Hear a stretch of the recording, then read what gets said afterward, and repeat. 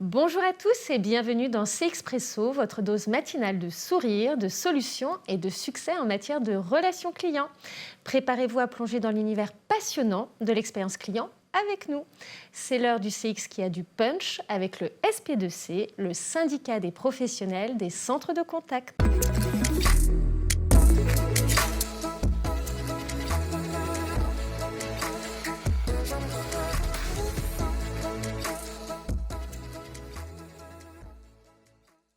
Alors pour cette émission, j'ai le grand plaisir d'accueillir Régis Sinave de chez Majorel, Bonjour, directeur du développement des solutions. Oui, tout à C'est fait. bien ça? C'est ça.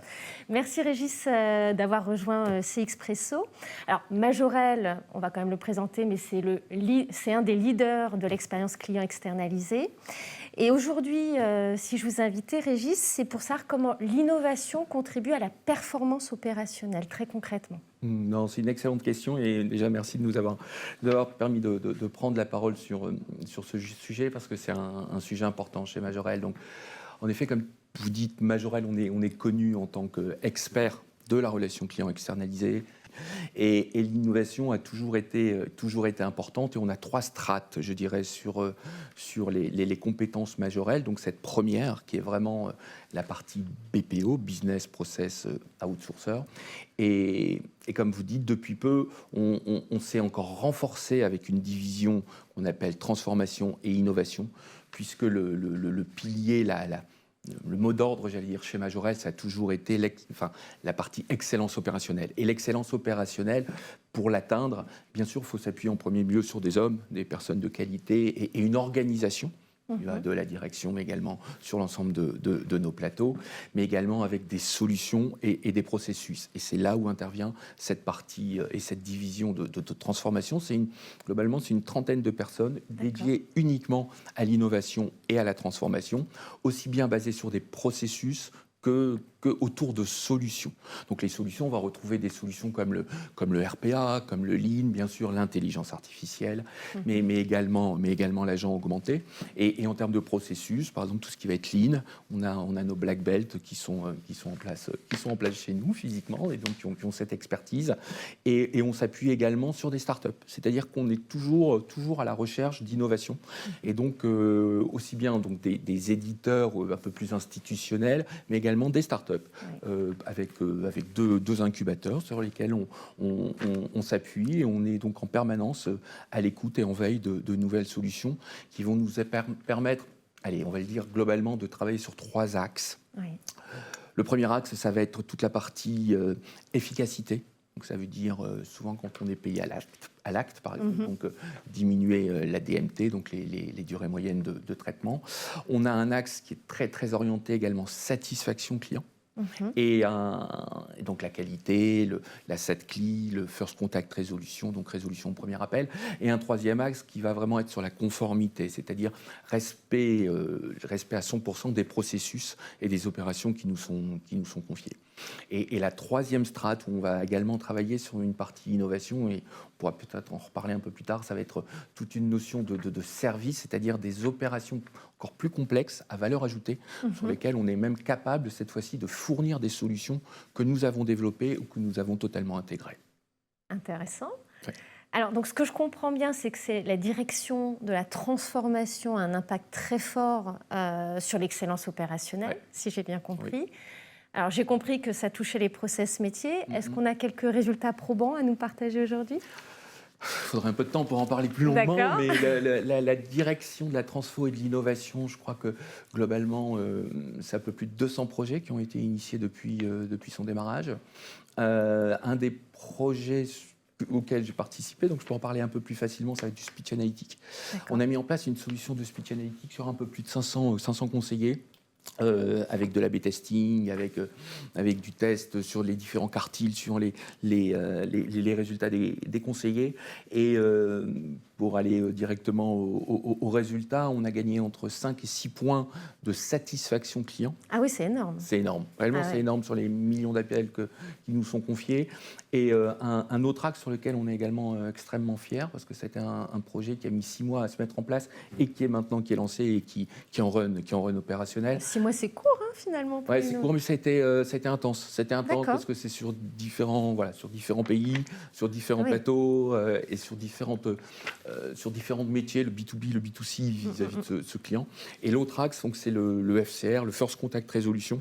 On a D'accord. été capable de passer de 8 à 7, c'est-à-dire de diminuer d'un point le taux d'appel répétitif. Ah Donc, oui. à nouveau, quand on parle d'expérience client, alors, on aime un peu l'annoncer, l'expérience client, qu'est-ce que c'est? C'est un parcours et un ressenti. On pourrait en parler, mais c'est une expression que j'aime beaucoup. Donc, sur le ressenti, vous doutez bien, Caroline, que par rapport à une perte d'un point d'appel répétitif, le ressenti est forcément que positif Ah oui, vis-à-vis c'est du énorme. consommateur. Absolument. Et alors, Régis, on m'avait teasé sur des solutions innovantes développées effectivement. Est-ce que vous pouvez nous en partager une ou deux? Je pourrais vous en partager beaucoup parce qu'on doit à peu près avoir une quinzaine de solutions dans notre Très bien. portfolio. Et c'est peut-être même un de nos gros différenciateurs par rapport à nos confrères. C'est-à-dire qu'on est capable également de mettre en place et d'opérer des processus, donc des opérations sur lesquelles nous embarquons directement nos solutions. Elles D'accord. sont orientées autour de 3 grands thèmes. Le premier thème que vous voyez ici, ça va être le DocTech, donc le document. Donc D'accord. toute la technologie autour des documents.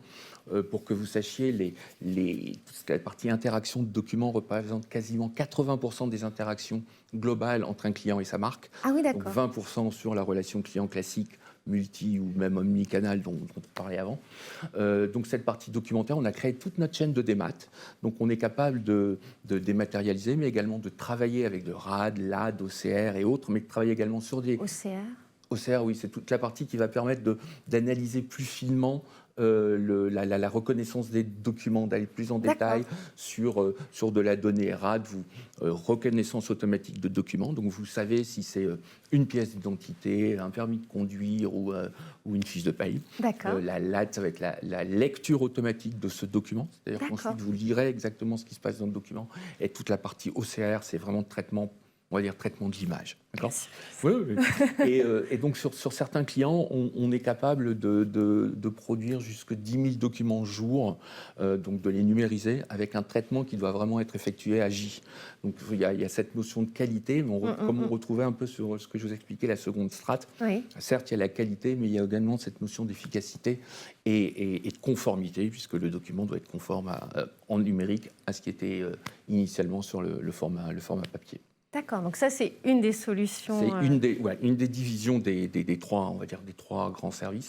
Ensuite, comme vous le voyez, on a la partie CX Tech. Donc la CX, ça va être plus Customer Experience, autour de l'expérience client. Un des exemples qu'on aime donner depuis un peu plus de 10 ans, on développe un moteur de feed. Donc ça va être... Fidélisation. De fidélisation, tout Très à fait. Donc les cartes à points, comme vous allez dans vos marques préférées. Vous avez... hier j'y étais encore, et puis avec mon fils, et puis on a reçu des points suite à un repas qu'on s'est fait livrer chez nous. Et donc voilà, donc on travaille avec une des marques où on a un peu plus de 35 millions de clients en base. 35 millions de clients. Et bien sûr en multi-pays, vous doutez que ce n'est pas uniquement sur la France, mais c'est quand en même. multi-pays. Et on gère toute la carte feed pour cette marque, avec l'obtention de points et de récompenses qui est donnée suivant les stratégies du marketing de la marque. Donc le but est de toujours continuer à améliorer la fidélité qui est faite entre la marque et son client. D'accord. Et le troisième point, merci. voilà. Là, le troisième point, ça va être la partie RegTech, donc tout ce qui est régulation. D'accord. Donc plus orienté autour des nouvelles lois qui nous sont, on peut le dire, qui nous sont imposées par le législateur au niveau France ou au niveau Europe. Et dedans, vous avez par exemple toute la partie LCBFT, qui veut dire lutte contre la fraude et le blanchiment d'argent. D'accord. La partie KYC qui est Know Your Customer, c'est-à-dire qu'en fait, quand vous échangez, vous devez être certain que vous échangez avec la bonne personne.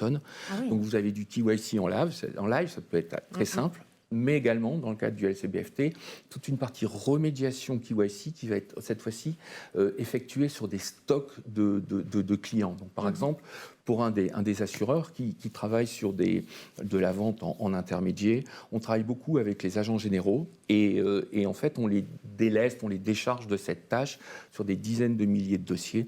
On va récupérer les dossiers, on va faire du traitement back-office, c'est-à-dire qu'au sein de leur CRM, on va déjà s'assurer que par regroupement de différentes personnes, c'est-à-dire l'assuré principal et ses relations, bénéficiaires, souscripteurs, emprunteurs, conducteurs secondaires et autres. On arrive à retrouver toutes les informations nécessaires. Il y a 24 champs voilà, à aller chercher jusqu'au troisième prénom. Et si on ne l'a pas sur cette partie back, on va également faire du front. Et là, on a développé tout un parcours client où on rejoint cette fois-ci le thème vraiment pur de l'innovation, c'est-à-dire que basé sur la connaissance client, on va faire des parcours clients différenciés pour baisser la pression marketing, c'est-à-dire que je ne vais pas appeler 15 fois ou 20 fois Caroline pour reconnaître le prénom, le troisième prénom, mais je vais essayer par du SMS ou par différents contacts de récupérer cette information et le but est de passer par rapport à ce que demande la CPR, donc c'est l'organisme de régulation des banques, de passer des 70% ou un peu plus, où en étaient en moyenne les agents généraux, à plus de 95% suite à notre mission. Voilà. Bravo. Merci. Bon, à bientôt, j'espère, chez un de vos incubateurs. Ça marche, écoutez, ce sera avec plaisir. Et la partie incubateur, en plus, alors on les aide et ils nous aident. Enfin voilà, c'est un partenariat pour les solutions, mais également on va plus loin. On a créé une structure qui s'appelle MageUp et dans le cadre de MageUp, on est également capable de leur fournir de la prestation de service. C'est-à-dire que la relation client qui doit être mise en place pour les startups. Alors vous doutez bien que ce n'est pas les mêmes volumes, on n'est pas sur 10, 100 ou 1000 ou plus de TP, bien de conseillers clients qui sont demandés. Mais on fait toutes les démarches et tous les efforts nécessaires pour s'adapter avec beaucoup de mutualisation. Et donc pour les deux incubateurs avec lesquels on travaille vraiment très conjointement en partenariat sur leur techno, on leur propose aussi de la relation client pour les aider à croître et à travailler avec eux. Voilà. C'est un beau partenariat. Merci beaucoup, Régis. C'est un plaisir, Caroline. Bonne journée. Au revoir. CXpresso, c'est fini pour aujourd'hui. À très bientôt pour suivre l'actualité ristretto du SP2C.